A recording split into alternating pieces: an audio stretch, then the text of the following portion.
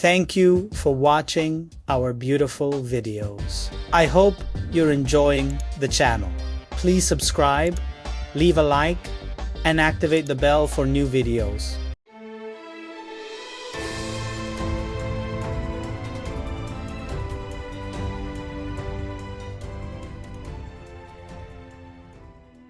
There's a certain kind of quiet that only exists in places meant to preserve time. Not the sterile silence of museums with marble floors and motion sensors, but a living quiet, filled with whispers of forgotten laughter, half-faded footsteps, and the rustle of wind curling around history. In a town with no name carved on tourist brochures, such a place exists. An open-air museum, a garden of memories, and at the heart of it all, bench number 9. The museum wasn't always a museum. Once, long ago, it was a stretch of land forgotten by modernity.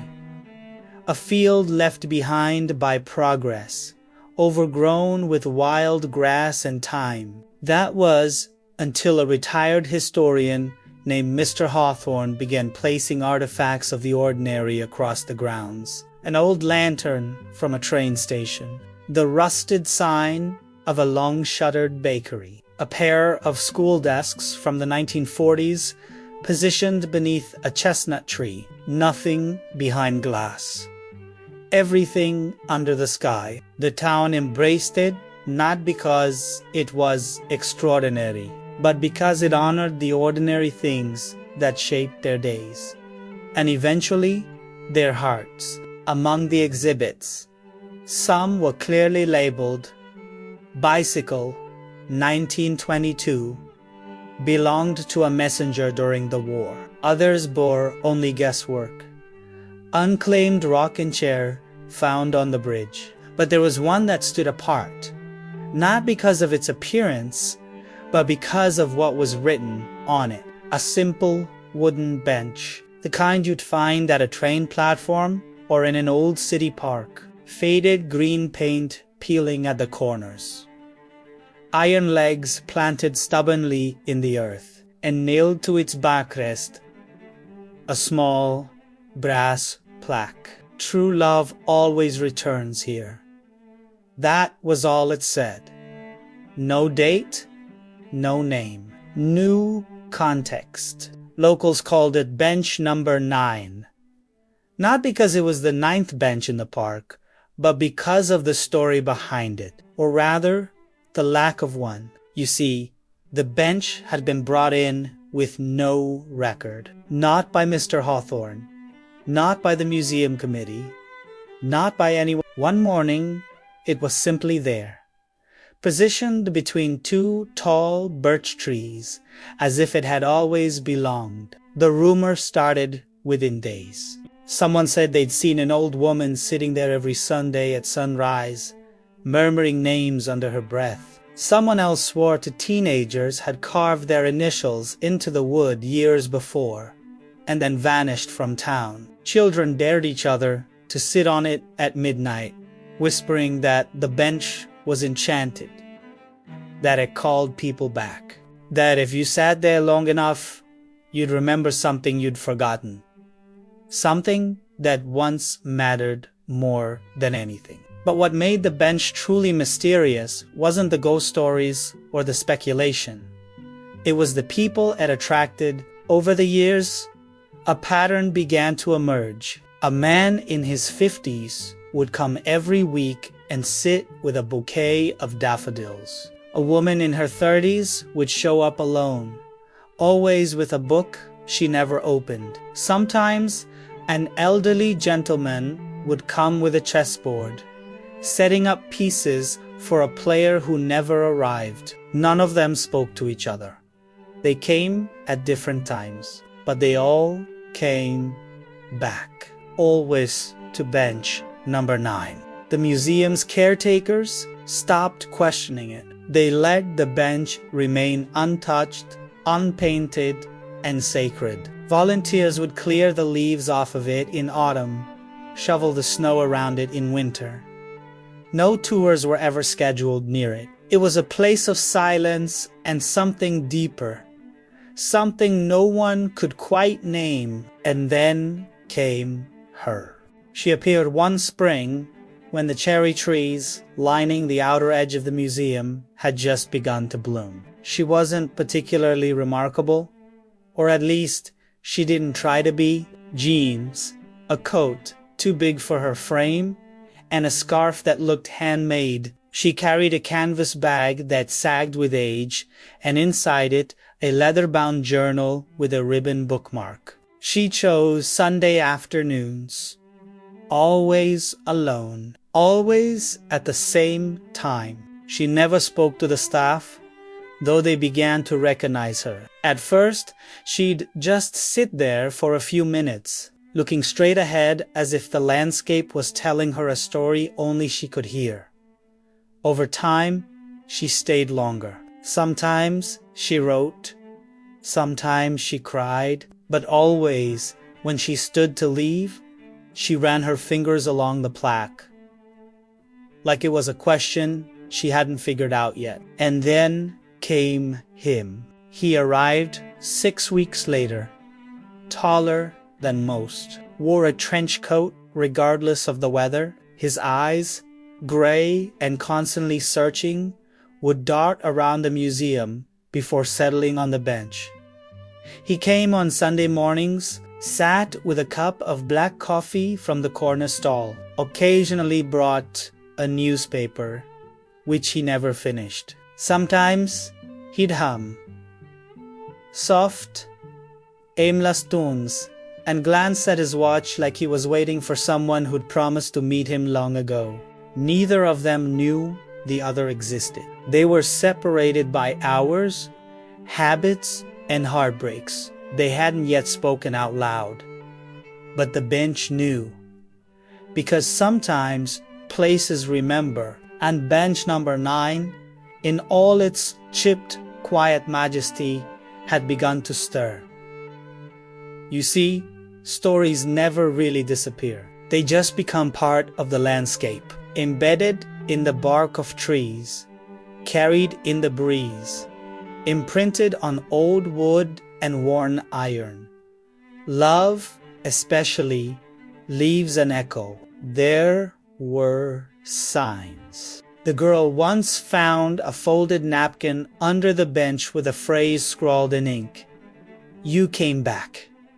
It wasn't hers. She kept it anyway. The man noticed the faint smell of lavender on the bench, long after the flowers were out of season. It reminded him of something or someone he couldn't place. They weren't just drawn to the bench. They were being guided, and so Sunday after Sunday, they continued to visit, unknowingly crossing time zones of fate, like two trains on different tracks, bound for the same station but just missing each other. The caretakers watched silently. They didn't interrupt. How could they? Some things are best left to unravel on their own. Some threads are meant to tangle before they tie. And then the weather changed. Clouds that had been lazy and white for weeks turned gray and restless. Winds that once whispered now howled. Rain, not forecasted by any app or alert, began to fall. And in the middle of that storm, fate, patient, persistent fate, decided it had waited long enough. But that is another chapter. For now, remember this. There's a bench in a forgotten museum, a plaque with a promise, two hearts arriving on different clocks, and a story that's been waiting for its second act. Bench number 9 is not just a seat. It's a reunion in disguise. Some rituals are loud, chants, claps, fireworks in the sky, but others whisper.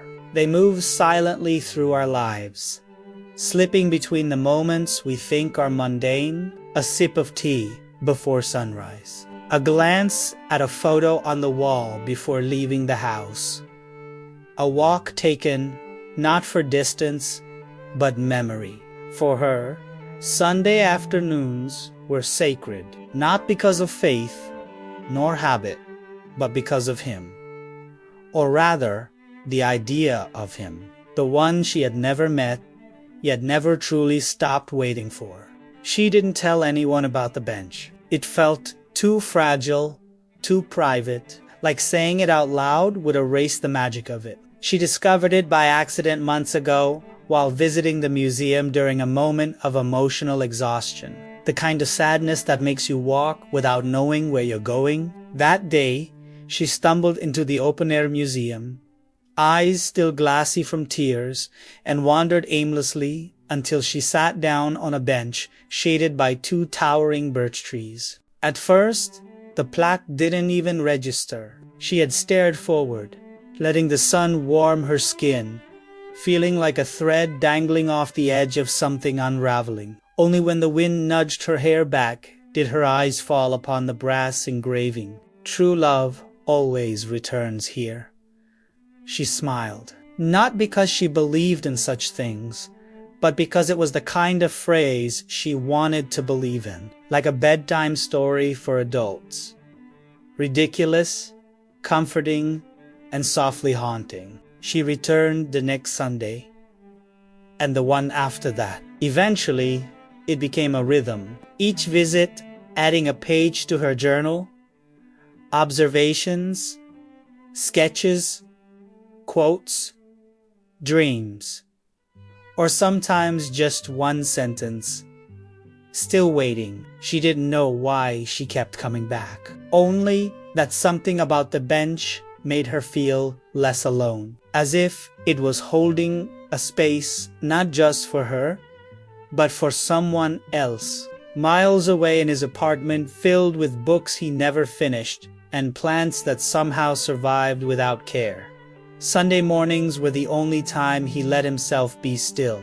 He was not the kind of man who romanticized the past. He'd been through enough endings to stop believing in happy ones. Yet somehow, despite all logic, he too had found his way to bench number 9. He discovered it on a morning jog that turned into a walk, the kind of detour you don't plan. He'd passed the open-air museum dozens of times, but never entered. That day, something made him turn through its gate.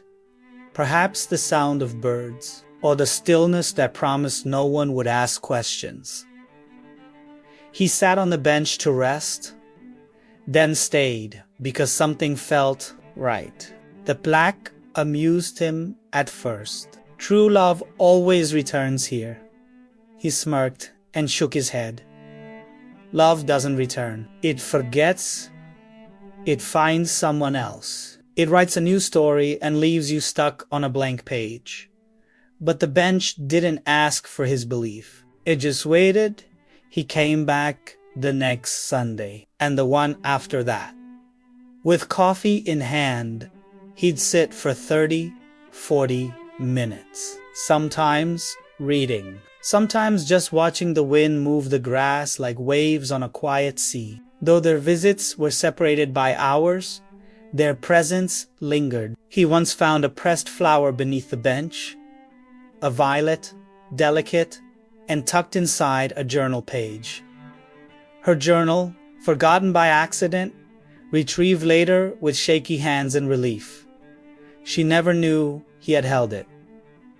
Just for a moment, long enough to see her handwriting a single sentence. "Maybe I'm not crazy. Maybe I'm remembering forward." He never forgot that line. Their lives remained parallel, but closer than they could imagine. Each Sunday, one would leave and the other would arrive, sometimes only 20 minutes apart. They sat on the same bench, touched the same armrest, looked out onto the same path where a red fox occasionally darted past the trees. Neither of them realized how close they came to meeting week after week, and yet they both felt it.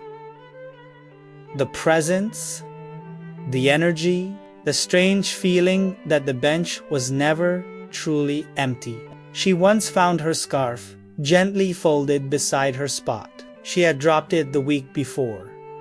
The museum had no lost and no one else claimed it. He once saw initials carved faintly into the underside of the bench. Not fresh, but not old enough to be antique either. It was a pair of letters, surrounded by a heart. His first instinct was to scoff, but something about the shape of the carving made his fingers hover over it like a fingerprint from a dream he couldn't remember. Their rituals evolved without them noticing. She began to bring a second coffee she didn't drink. He brought an extra paper and left it behind. She changed the time of her visits slightly, unknowingly getting closer. He began arriving earlier, unknowingly staying longer. Each was orbiting the same gravitational pull, each feeling something stirring beneath the surface. Not memory, not hope, but recognition. Outside of Sundays, life went on. She worked at a small art supply store, soft-spoken, kind, but often distracted. Her co-workers noticed her wandering off mid-thought, sketching things she couldn't explain. A park bench in 30 variations. A pair of birch trees. The same plaque drawn over and over. He worked in restoration, repairing old houses, breathing life into forgotten wood and peeling paint. He loved the quiet of it, the slow precision. But he found himself hesitating more often, staring at front porches that reminded him of something or someone. They were waiting. Without realizing they were searching, without knowing what for. Until one Sunday, the sky changed. Dark clouds gathered earlier than expected. Rain began to fall. Not the gentle kind that taps politely at windows, but the kind that descends like a sudden truth. People scrambled for cover. The museum emptied. The wind swept through the exhibits like a warning. She was already there, caught mid-page in her journal. She looked up, startled, and grabbed her things. But the rain was fast. Too fast. The closest shelter, bench number 9, shaded by the wide branches above, and then footsteps. He had arrived late. Coffee dripping from his sleeve, newspaper soaked through. He turned the corner, already regretting the decision to come in such weather, and froze. There she was, soaked, breathless, her hair clinging to her cheek, her eyes widgy, and for the first time, they saw each other, not in passing, not in shadows, but truly, entirely. He stepped forward. She didn't move. The rain made the world quiet. All other sounds faded. He pointed toward the bench. Mind if I? She shook her head. Please. They sat, side by side. Silence first. The kind filled with realization. Their rituals, for the first time, overlapped. Bench number 9, old and unmoving, had never seemed more alive. As the rain fell harder, their shoulders brushed, and something happened. Not a lightning bolt, not a flash of recognition, but a stillness. As if the world, the entire world, had exhaled. Their hands lay between them on the wooden slats, close, almost touching, and neither of them pulled away. The storm had forced them together, but the bench had been waiting for this moment, just as they had, even if they didn't know it until now. There are moments in life that feel as though they were written long before we arrive to live them, not scripted, but imprinted, like echoes from another time reaching forward, waiting for us to step into them.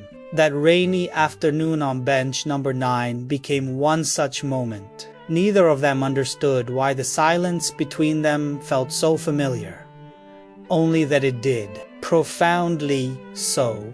As the rain continued to pour, the museum around them blurred into a watercolor of shadows and green. The sky had darkened, but the storm gave them a kind of cover, like a curtain drawn around two actors before the first line of a play. They sat there, side by side, not speaking, because the air between them was already filled with something louder than words.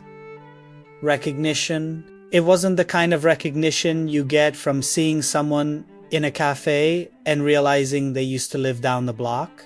It was deeper, older, more tender, a knowing that came not from memory, but from something buried underneath it. Eventually, he broke the silence. Gently, cautiously. "I've seen you here before." She turned, surprised.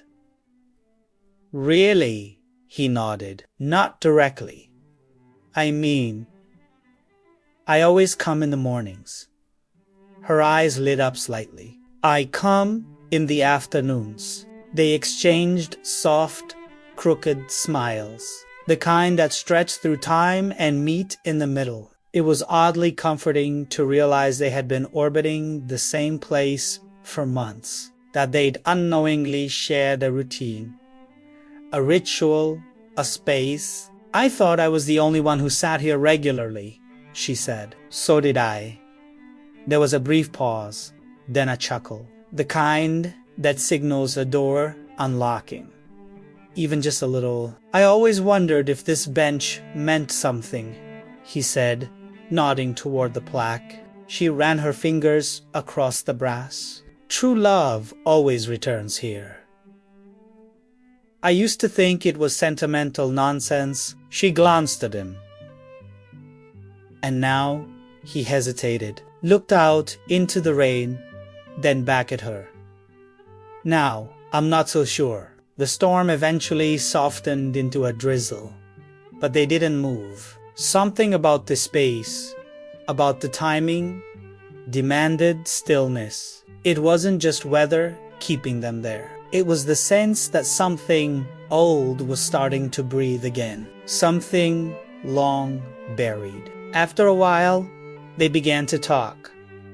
Cautiously at first, like walking barefoot on uncertain ground. She told him her name. He told her his. She told him about the journal she always brought and how she once left it behind. He confessed he'd found it and read one sentence before guilt made him close it. But that one line never left him. She smiled, not embarrassed, but moved. She hadn't expected her thoughts to echo in someone else's mind. Then came stories. Little pieces, small truths. She had grown up near the coast, the kind of town where salt lived in your hair and seagulls outnumbered people. Her mother had passed when she was 14. Her father never quite recovered. She moved inland to escape the sea's ghost, but sometimes still dreamed of waves and wind. He had grown up in a city that never slowed down. He remembered watching buildings go up where parks once stood, remembering noise more than people. His parents were teachers. They divorced quietly. He'd left home early, chasing stillness, only to discover it was harder to find than he thought. Neither of them mentioned the word love, but everything they said lived in its shadow. After hours passed like minutes, she asked, "Do you ever feel like you're remembering something you haven't lived yet?" He looked at her, startled. "Yes, all the time." And just like that, something shifted. The words they hadn't said, couldn't say, were now hovering between them. Déjà vu became a thread they began pulling gently together. The next Sunday, they met again, this time on purpose. The bench was dry again, the sky clearer. They sat side by side, sipping warm drinks and talking like they'd known each other far longer than a week. He brought an old photo he'd found in his parents' attic. A black and white picture of two people sitting on a bench. The faces were blurred, but the trees behind them were unmistakable. The same birch trees that flanked bench number 9. He showed it to her without comment. She studied the photo carefully, then reached into her journal and flipped to the back, pulling out a folded piece of paper. It was a page torn from a book she found in a second-hand shop years ago. The same bench, the same trees, a couple kissing beneath an umbrella. The photo was captioned only with a handwritten scrawl, "Where we always return." They stared at the two images, both stunned into silence. "Do you think they're the same couple?" she asked softly. He shrugged. "I think they could be. I wonder who they were." He looked at her for a long moment. "I think we're meant to find out." From that point on, their visits took on a new tone. Not just conversation, but investigation. She began looking through the museum archives. Dusty ledgers, old records, newspaper clippings. He searched through his parents' belongings, bookshelves, postcards, anything that might hold a clue. The more they dug, the more coincidences unraveled into something less random. They discovered the bench was never formally registered in the museum's records. No one could say for sure who placed it there, but a curator remembered an elderly man visiting often during the museum's early days, always sitting quietly, always leaving flowers. His name? Unclear. But one volunteer remembered something peculiar. The man used to speak to the bench, whisper things, names, and once he called it her bench. Clues kept surfacing. A receipt dated 20 years ago for wood restoration. The name of the shop matched one his father once worked at. A painting found in a thrift store. Two figures seated in front of birch trees, one wearing a scarf just like hers. A poem scribbled on the back of a museum pamphlet from years ago. It read, "Some things bend but never break, like time and love and paths. We take, if hearts forget, the soul still knows where true love sits. It always goes." Neither of them could explain how the pieces connected, only that they did. Dreams followed. She dreamed of walking toward the bench in a different dress, a different life, of hands reaching out but never quite touching. He dreamed of losing someone he never remembered meeting, a woman in a coat too large for her frame, always just out of reach.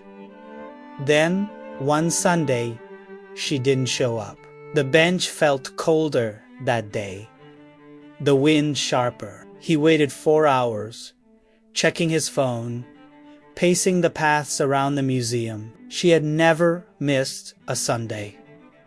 Not once since they met. The next morning, he found an envelope at the base of the bench, sealed and dry as if placed there during the night. His name was written on the front. Inside, a note. "I needed time to understand. Something's coming back to me. Something I'm afraid to remember, but I think it involves you. Give me 1 more week. Please. Trust the bench. It brought us this far." His heart stuttered. It wasn't just memory. It wasn't just fate. It was something else entirely. A story left unfinished. A love paused in time. And bench number 9 was waking it up. There are storms that arrive with warning.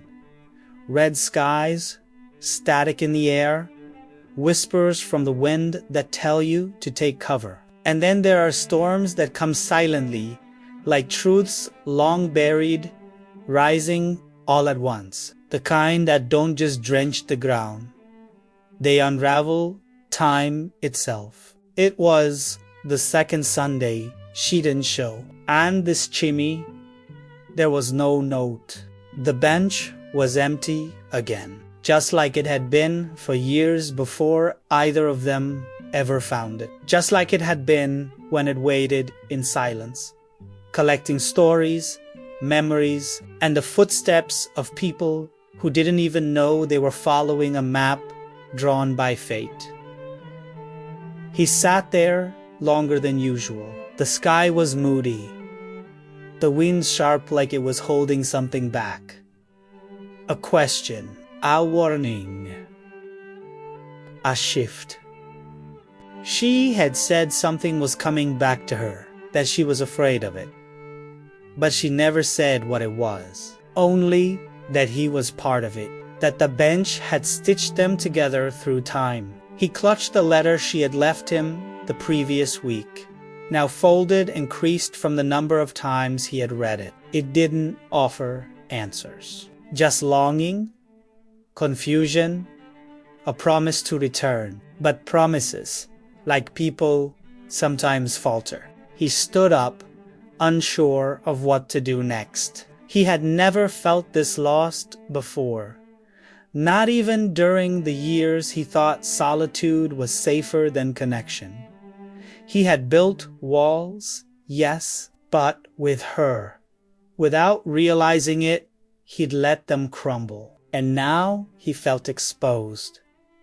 The wind howled through the birch trees. Then came the first drop of rain. It was cold. Not the refreshing kind that wakes you, but the heavy kind that carries weight.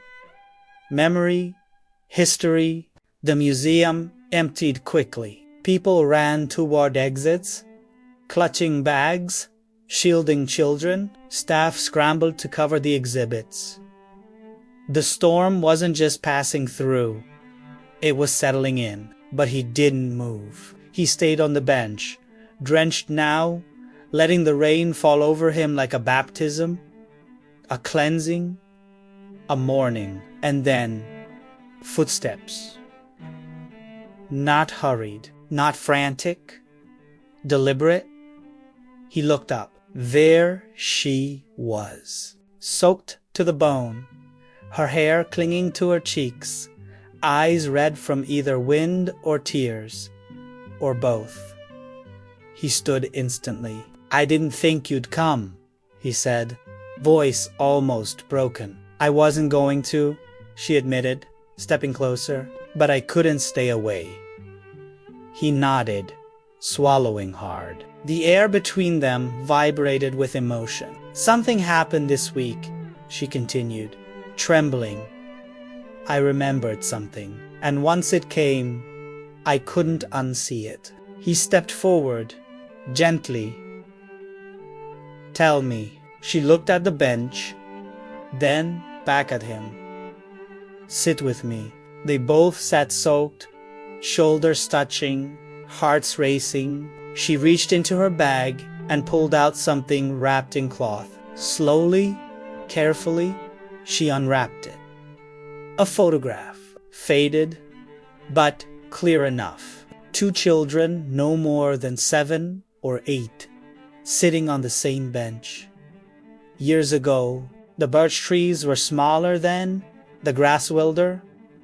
The girl was grinning, missing a tooth. The boy was staring at her, clearly behind them, in the blurry background, stood an older couple. Perhaps grandparents. "I found it in an old journal my grandmother left me," she said. "I never looked through it until this week. When I turned the page and saw this, something snapped. I remembered everything, not just the bench. You..." He stared at the photo, stunned. "I know this picture," he said slowly. "I've seen it before." Her eyes widened. "I didn't know it then," he continued, "but when I was a kid, I used to come here with my grandfather. He'd tell me stories about this bench, about how it had brought people back together. He said, "I once met someone here. A little girl said we were inseparable, even though we only met that one summer." She nodded, tears falling now. "That was me." The rain poured harder, but they didn't care. "I used to dream about you," she whispered, not knowing it was real.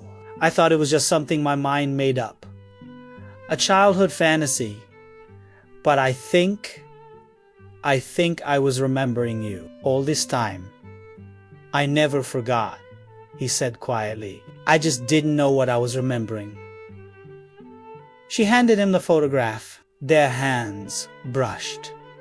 And in that instant, the bench, old, steady bench, number 9, seemed to sigh, as if it had been holding its breath for years, waiting for this moment. They both sat in silence for a long while, letting the memories settle. She leaned her head on his shoulder. "I think we were meant to come back," she said. "I think we never left," he replied. The storm raged around them, but they were untouched now, sheltered by something greater than branches or umbrellas. Something sacred, the kind of protection offered only to souls who have found their way back across lifetimes. She closed her eyes. "When I stopped coming," she whispered, "it was because I started having dreams. Flashbacks. Moments I didn't understand. I was scared, but then I remembered something else. A promise we made, you and I, that if we ever lost each other, we'd come back here every Sunday until we found each other again." He reached into his coat and pulled something out. A tiny charm, a heart carved from wood, old and worn. He handed it to her. "I've had this since I was a kid," he said. "Never knew where it came from. Found it in an old box one day and kept it for no reason. My grandfather used to say it was mine to carry, even if I forgot what it meant."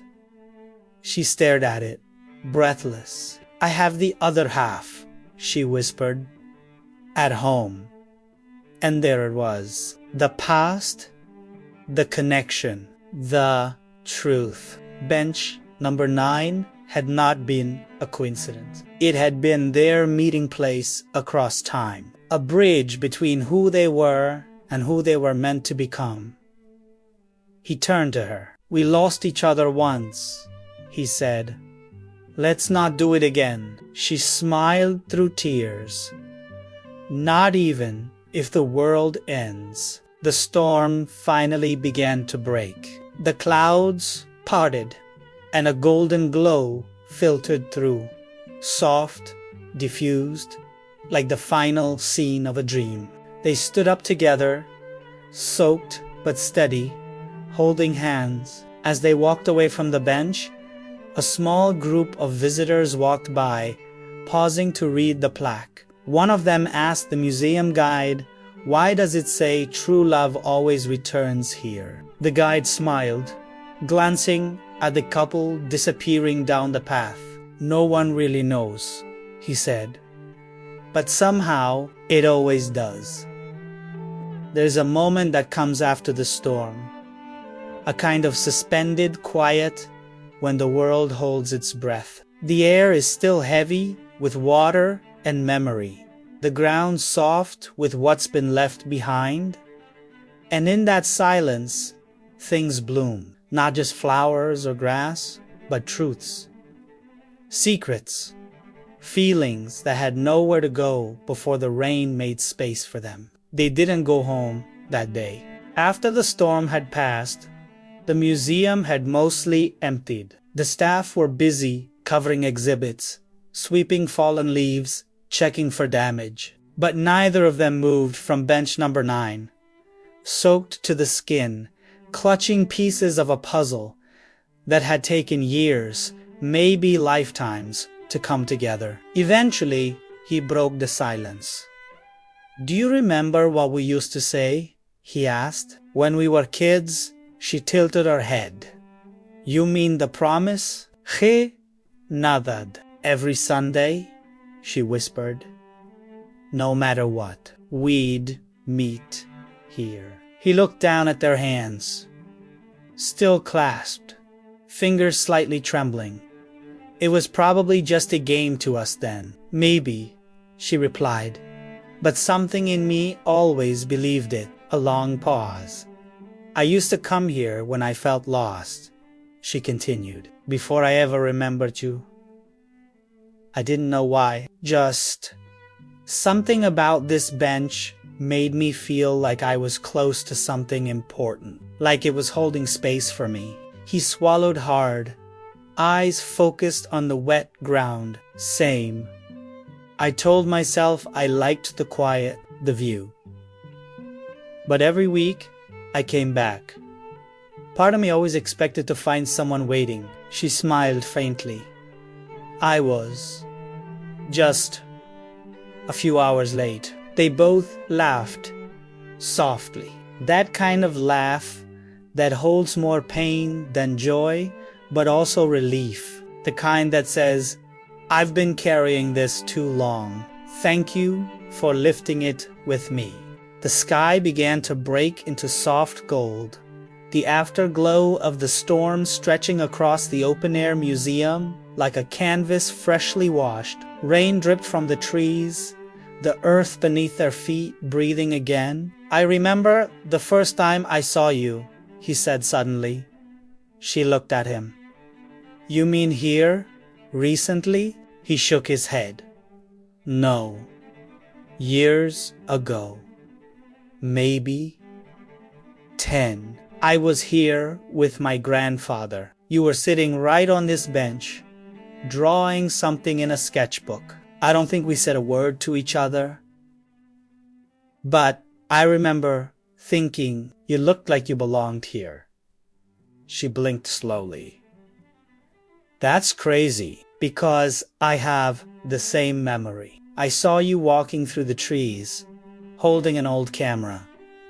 You looked so serious. I remember trying to sketch your face, but I couldn't get it right. Another pause, another thread tied. I think, she whispered, we were meant to miss each other before we found each other again. I think the bench knew. He smiled.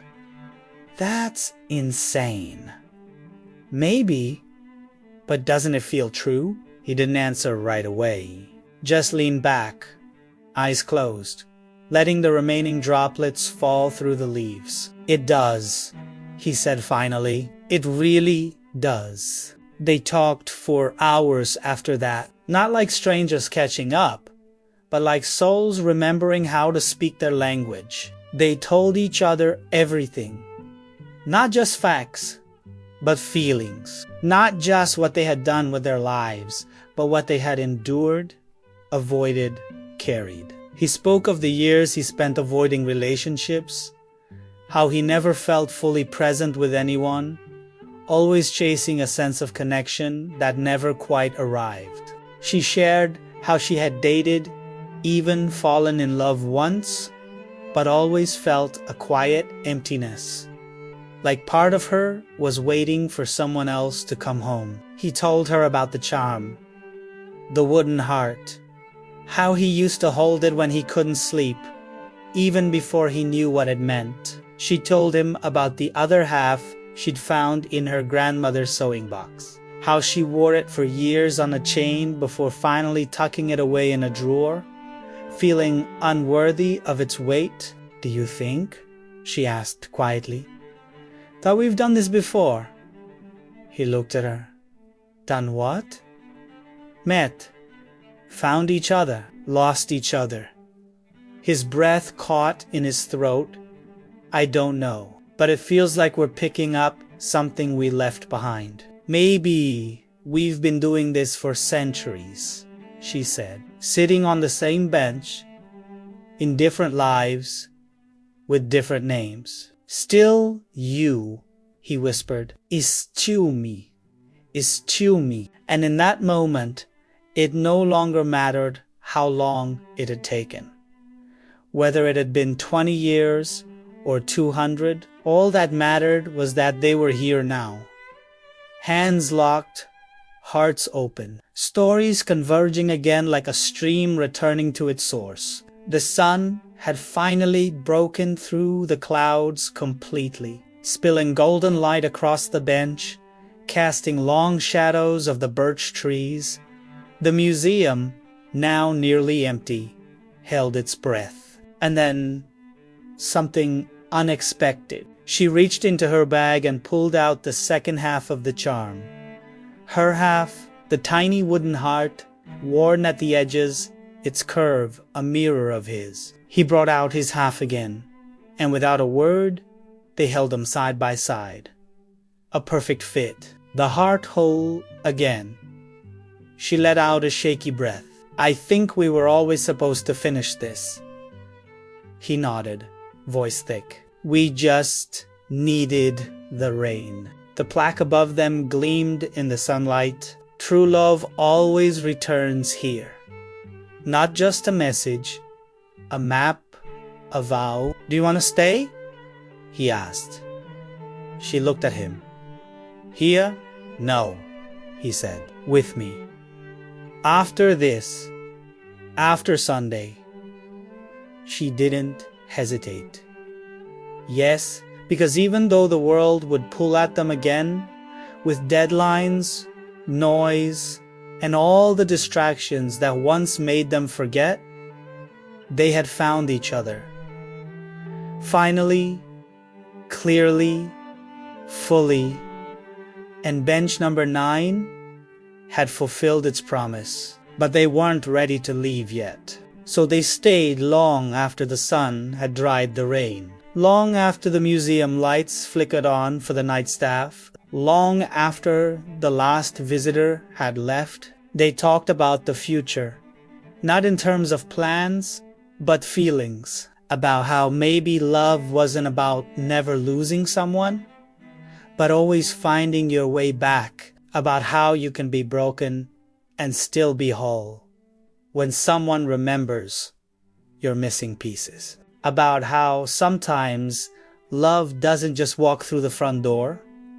Sometimes it returns from a memory, a dream, a bench. And so they stayed beneath the sky that had wept and smiled in the same day, holding the pieces of their heart, now whole again. And just before they stood to leave, she reached into her journal, tore out a page, and taped it beneath the bench.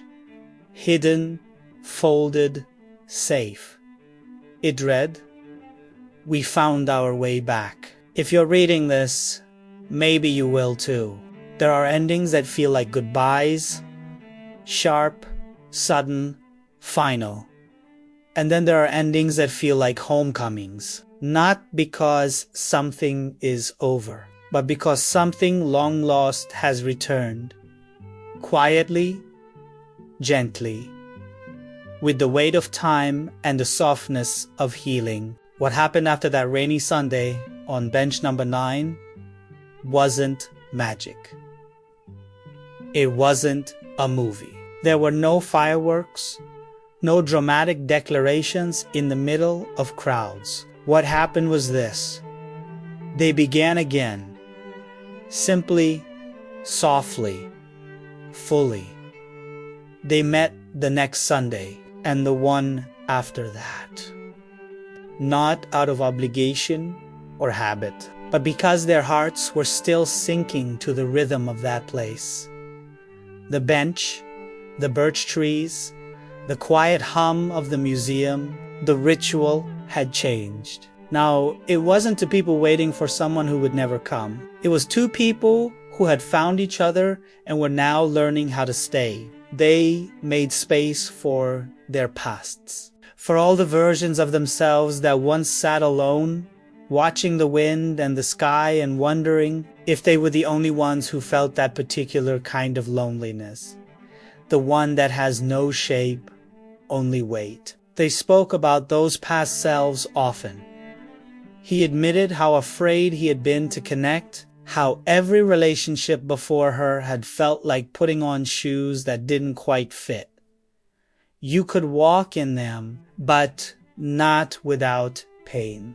She confessed that she used to wonder if love just wasn't meant for her. That maybe some people were born to observe it in others, to write about it, paint it, dream it, but never fully live it. But now, sitting side by side with someone who understood her silences better than most understood her words, she realized something. Love isn't always loud. Sometimes it arrives quietly, patiently, like a bench in the middle of a museum that you pass 100 times before finally sitting down. And once you do, you never want to leave. They began to trace their memories backward.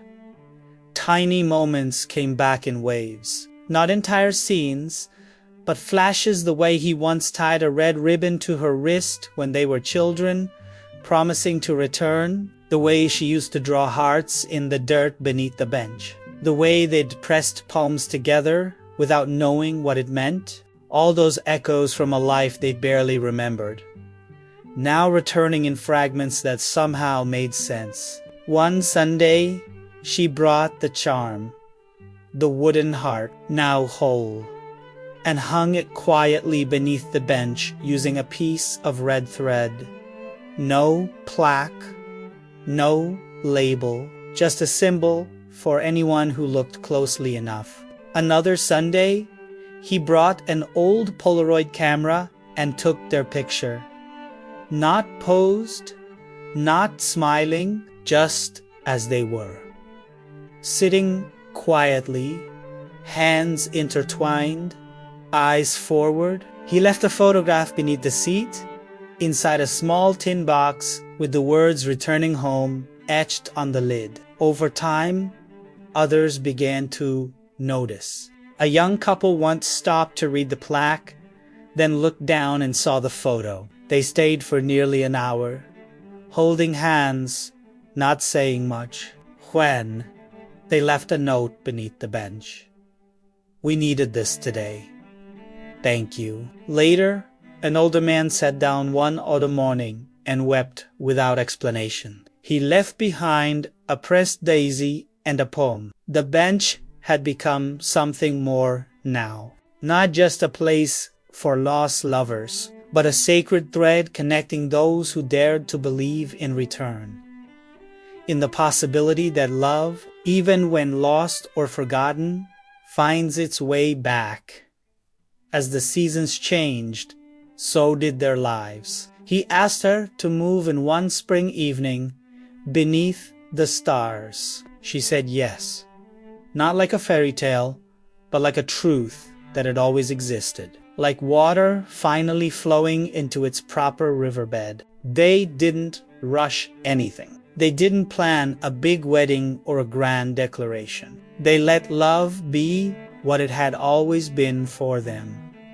Steady, present, real. One Sunday, many months after that first stormy afternoon, they returned to bench number 9, now older in ways that mattered, stronger, softer. She carried something in her hand, a new plaque. It was made of brass, like the original, but smaller. Together, they screwed it into the underside of the bench. It read, "For those who wait, for those who return. This bench remembers." And then they sat, not because they needed to wait anymore, but because it had become their place. A witness to a promise kept.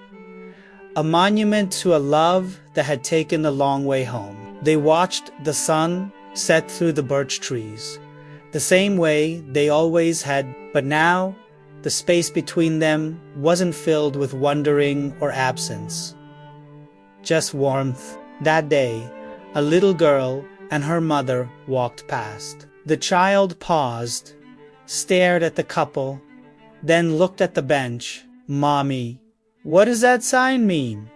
she asked, pointing to the plaque. Her mother read it aloud. then smiled softly. "It means love always knows where to go." The girl nodded and ran ahead, her laughter echoing through the trees. The couple on the bench exchanged glances. Neither said a word. They didn't need to, because bench number 9 had done what it was meant to do. Not just once, but many times. Not just for them, but for anyone who ever sat there hoping for a return. In the years that followed, the bench became more than a mystery. It became a ritual for others, just as it had been for them. Letters tucked beneath the seat, photos hung from the trees, small gifts left anonymously, tokens of hope, remembrance, forgiveness, and always. The plaque remained. True love always returns here.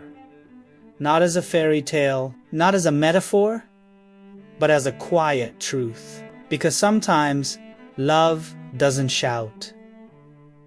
It waits. Sometimes it doesn't charge through doors. It walks quietly through a garden of memories and sits down beside you. Sometimes love is a bench, and sometimes love is what waits for you on it. End of the story.